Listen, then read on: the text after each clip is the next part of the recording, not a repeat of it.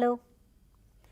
Today in our lecture, we shall talk about Emile Durkheim and his theory of suicide. Emile Durkheim was the first sociologist who successfully established sociology as a university discipline. But he had to fight against odds in this venture of his. Sociology had to make a case for itself to be granted a space in the university. Sociology claimed to study the social that could not be reduced to the subject matter of any of the existing university disciplines. In particular, Durkheim had to contend with the challenges posed by the two dominant disciplines of his time, economics and psychology. His theory of suicide was a kind of response to the challenges sociology faced from the discipline of psychology. But why suicide? Suicide had a definite root in 19th century Western Europe. Sociology emerged in the 19th century in Western Europe, and Western Europe at that time was marked by chaos, rising rates of crime, of suicide, and general social dissolution.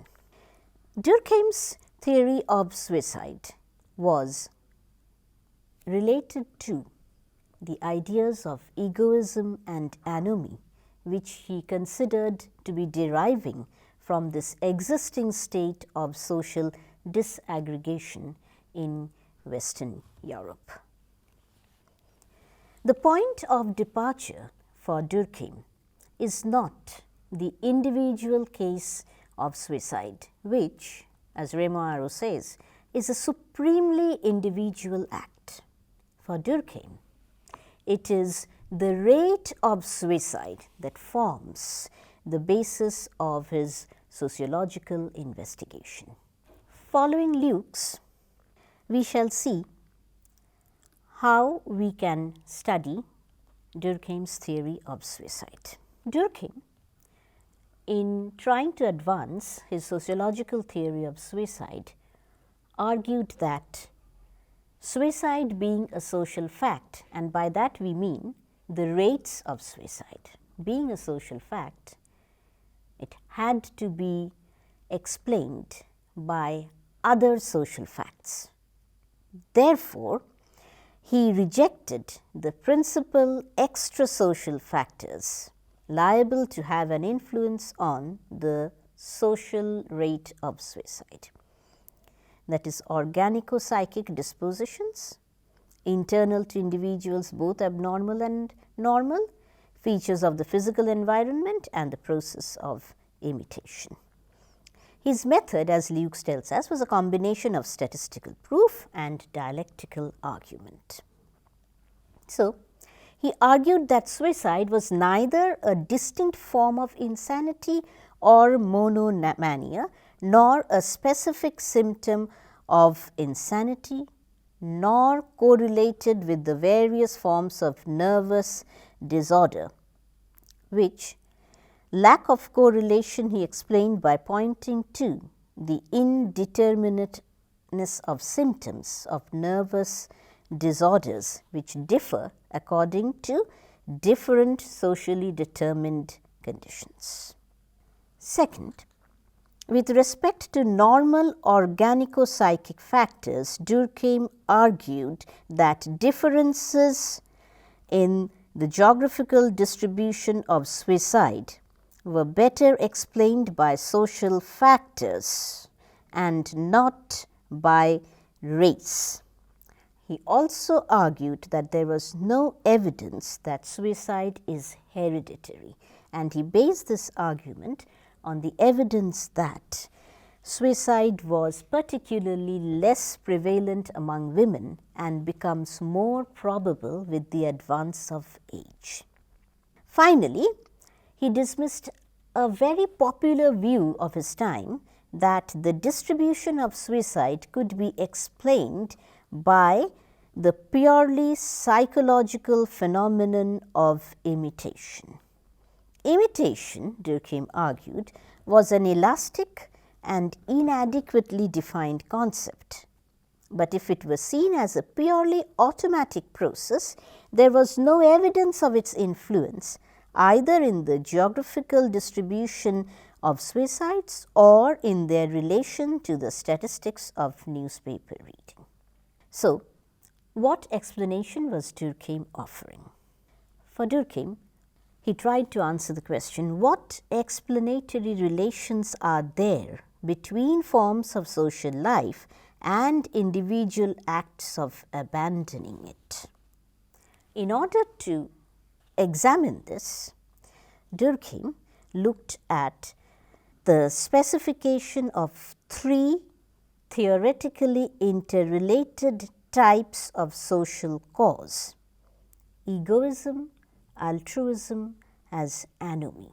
Accordingly, he classified his theory of suicide as having four types of suicides. One, the three most important ones being egoism, so egoistic suicide; from altruism, altruistic suicide; from anomie, anomic suicide; and he added a fourth one as fatalistic suicide.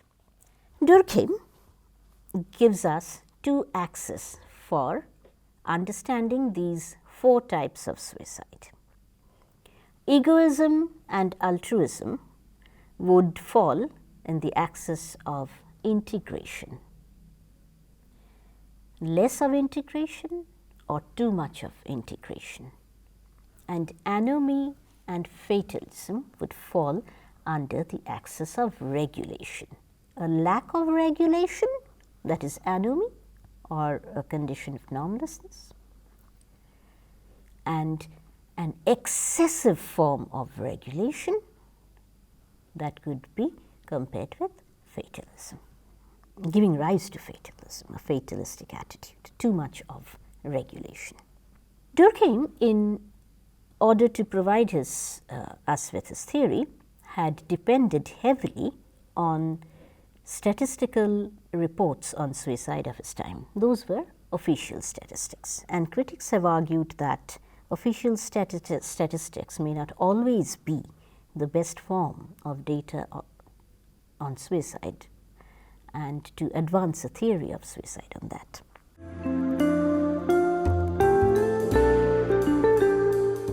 We look at the types of suicide that Durkheim discussed. Both egoism and anomie have specific roots in the dissolution of society. The context, immediate context, was provided by Western Europe, within which sociology emerged. He argued that, based again on official statistics, he found that Protestants have a higher rate of suicide compared with Catholics, and among Protestants, those who adhere or are followers of the Anglican Church have a lesser rate of suicide than other Protestants. So, basically, he was not looking at the individual case of suicide, he was looking at the rates, and he was looking at the rates in terms of the groups, the classification in terms of religious groups, classification in terms of families, classification in terms of societies or collectivities at war or in conflict, like that. Why would Protestants have a higher rate of suicide compared to Catholics? Does Protestantism allow or does Protestantism make space for suicide like that? No. Both religions condemned suicide, yet there was a higher rate among Protestants, higher rate of suicide. How was that possible? Durkheim argued that because Protestantism allowed greater freedom to individual thought and judgment, had fewer common beliefs and practices, because Protestantism did not believe in rituals that were so marked in the Catholic Church. and therefore it was a less strongly integrated church than the Catholic Church. Even with Judaism, he believed that while the Jews lived in small, highly cohesive communities, and Judaism consisted in a body of practices minutely governing all the details of life and leaving little room to individual judgment, the Protestants were freed of this. The only differences provided by the Anglican Church, which was far more powerfully integrated than the Protestant churches. Protestants, according to Durkheim, are better educated and commit suicide more than Catholics, while the fact that Jews were relatively highly educated but had a low rate of suicide could be explained in terms of another social fact, that is, of the particular significance of education for the Jew, that the Jew seeks to learn, not to replace collective prejudices by ideas based on reflection, but simply to be better armed for the struggle. So, education for the Jew is a means of compensating for the inferior position that the Jew occupies in European society.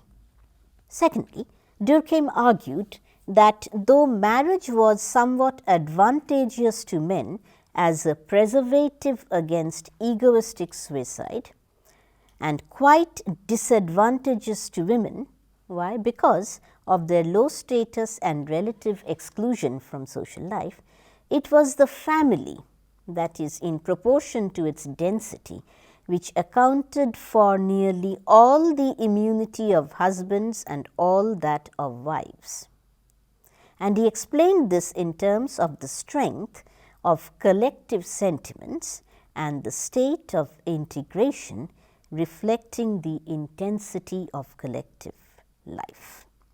Finally, accordingly, the theory that has so far progressed in Durkheim, he stated that with respect to political crisis, great social disturbances and great popular wars rouse collective sentiments, stimulate partisan spirit and patriotism, political faith and national faith alike, and focusing activities on a single end produce, at least for a time, a stronger integration of society.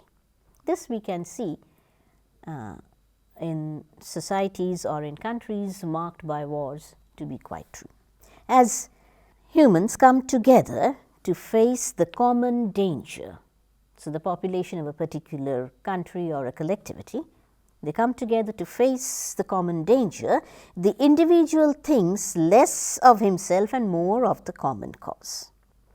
In sum then, following Lukes, Durkheim identified the degree of integration as the variable that was decisive in all these cases and concluded that suicide varies inversely with the degree of integration of the social groups of which the individual forms a part. Egoistic suicide resulted from excessive individuation as the individual became alienated from religion, from family and from community. He became a mystery to himself, unable to escape the exasperating and agonizing question, to what purpose? Away from egoism and into but within the framework of integration, we have the opposite kind of suicide, altruistic suicide. Altruistic suicide results from insufficient individuation and a complete immersion in collective life, so much so that the individual self merely becomes an appendage of the collective self. Durkheim placed altruistic suicide under less advanced societies, whether they were obligatory optional or performed in order to achieve a higher existence. Secondly, he labeled altruistic the suicides found in modern European armies, which he saw as due not to the rigors of military service, but to the altruistic character of the military spirit, according to which the soldier must be drilled to settle little value on his person, so that his principle of action is outside him. Coming to the scale of regulation, that is of anomie, we first discuss anomic suicide. Durkheim talked of two kinds of anomie, economic and conjugal. Observing positive correlation between suicide and economic crisis, whether they were booms or slums, Durkheim interpreted it as indicating the breakdown of an established and accepted normative framework, fixing with relative precision the maximum standard of living which each social class may legitimately seek to attain. Such a framework, though subject to change, ensured that humans were content with their lot while stimulating them moderately to improve it. In the case of economic disasters, a kind of declassement occurs, suddenly thrusting certain individuals into a situation inferior to the one they occupied hitherto. They must therefore lower their demands, restrain their wants, learn greater self-control. They are not adjusted to the condition imposed on them and find its very prospect intolerable. Thus, they experience sufferings which detach them from a reduced existence even before they have tried out that lower form of existence.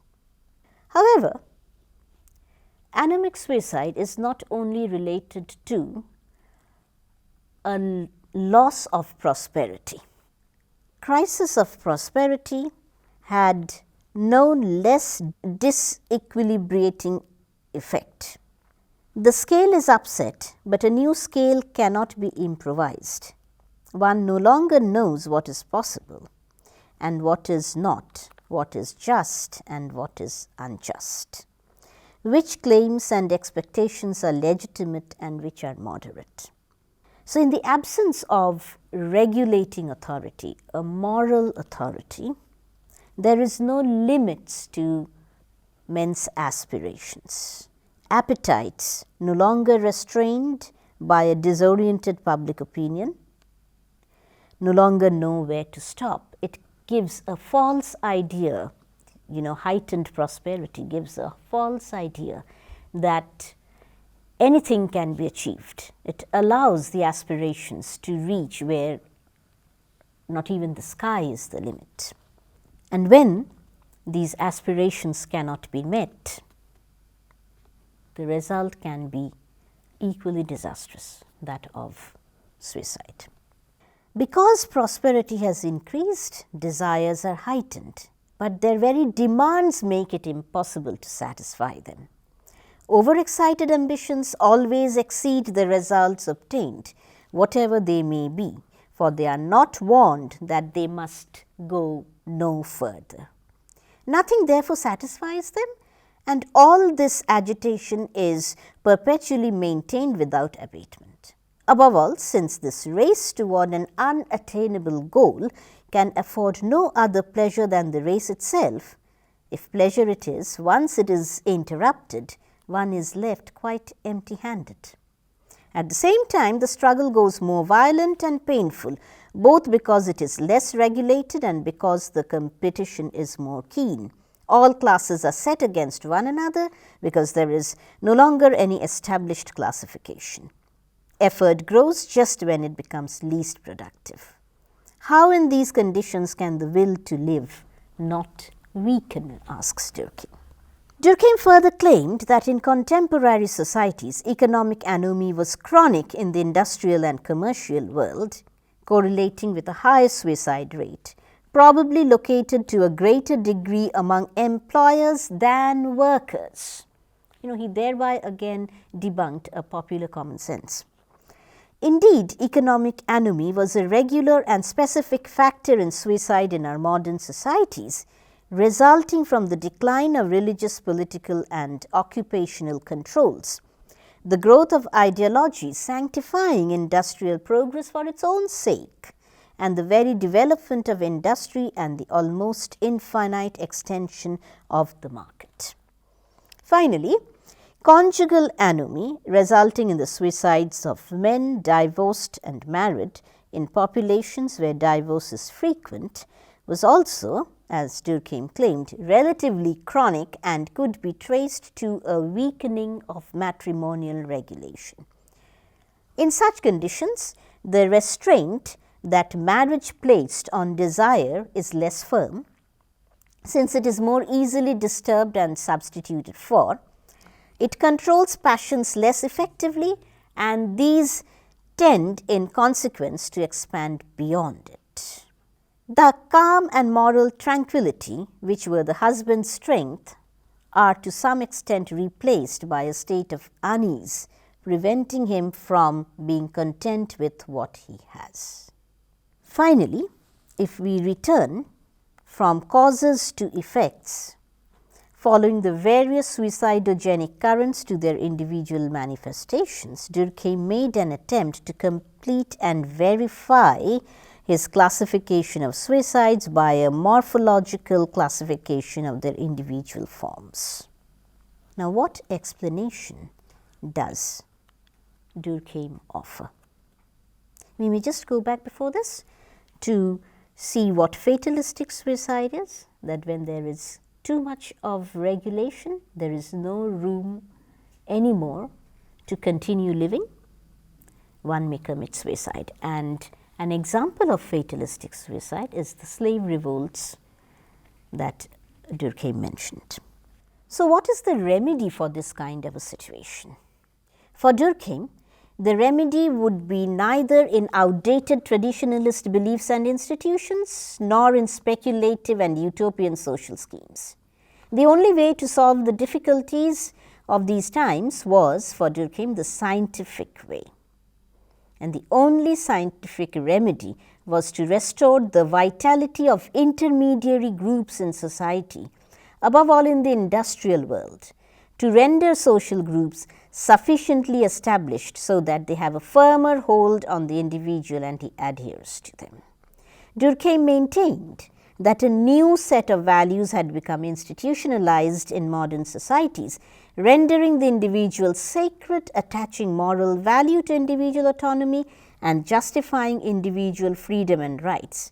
And it was this which he chose to call individualism. And his case was that it was possible, indeed necessary, to find a remedy to the dissolution of social bonds within a context shaped by this form of liberal individualism and liberal and humane values.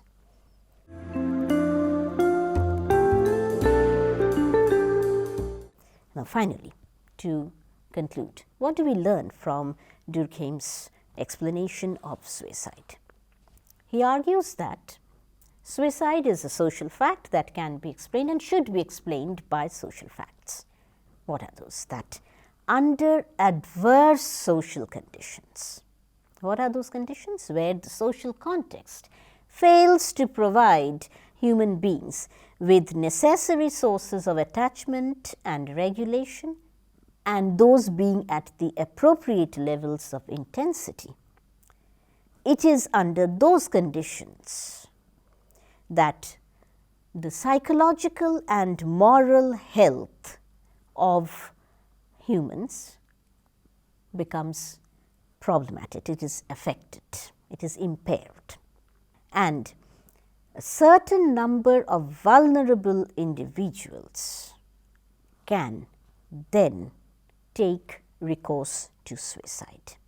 So, his theory, therefore, is a theory concerning the social conditions for psychological health, and it is also a theory of social health.